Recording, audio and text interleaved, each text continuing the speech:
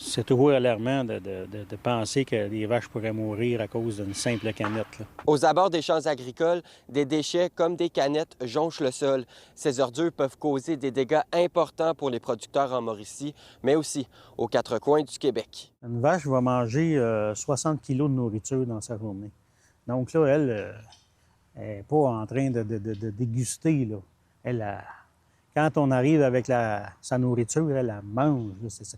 Elle l'ingère, là, ça passe en grosse quantité dans sa bouche. Elle ne se rendra pas compte qu'il y a un objet tranchant dans sa bouche. C'est happé, puis elle met de la salive là-dedans, puis ça s'en va dans son intestin directement, là. Moi, ça ne m'est pas arrivé, là, mais il y a des producteurs qui ont perdu des vaches parce que le sang sortait par la bouche, puis ils ont fait faire des autopsies du vétérinaire, puis ils ont trouvé les morceaux de canette dans la vache. Une canette, une consigne de 15 cents peut nous coûter 4 000 $. Et ça, même, il n'y a pas de prix, il n'y a pas de chiffre, là. La perte d'une vache laitière, ça ne devrait pas arriver. Ça ne devrait pas être un problème. Si la consigne était plus élevée, c'est sûr que ça n'arriverait pas parce que même s'il y en a qui la jetteraient quand même, il y en a qui passeraient pour la ramasser à ce moment-là.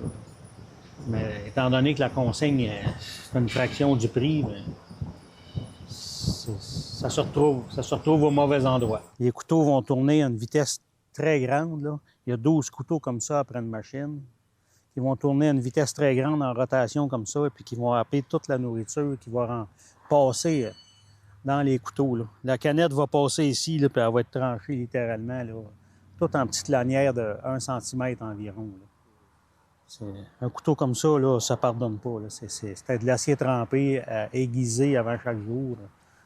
Il n'y a rien qui paraît, là. On ne le sait pas du tout. On n'aura aucune connaissance de ce qui s'est passé si on a tranché une canette, là. Nous nous sommes promenés à proximité de quelques fossés et en l'espace de quelques minutes, nous avons trouvé une petite mine d'or de déchets. On appelle ça la première récolte, en fait, là. Le printemps, là. On part avec nos VTT puis on ramasse les débris, là, les canettes, les bouteilles, etc. Des pièces d'automobile qui ont eu des accidents durant l'hiver. C'est nous autres qui fait le ménage, là. On est les éboueurs du peuple, un peu, là, aux abords de nos champs, là. Puis les producteurs sont pas contents. On va dire ça de même poliment, là. Ils sont pas contents de ramasser tant de résidus. Un autre belle petite cause-light. Je suis tellement habitué à ça. Je suis tellement pas surpris de trouver ça dans l'entrée de mon champ, là.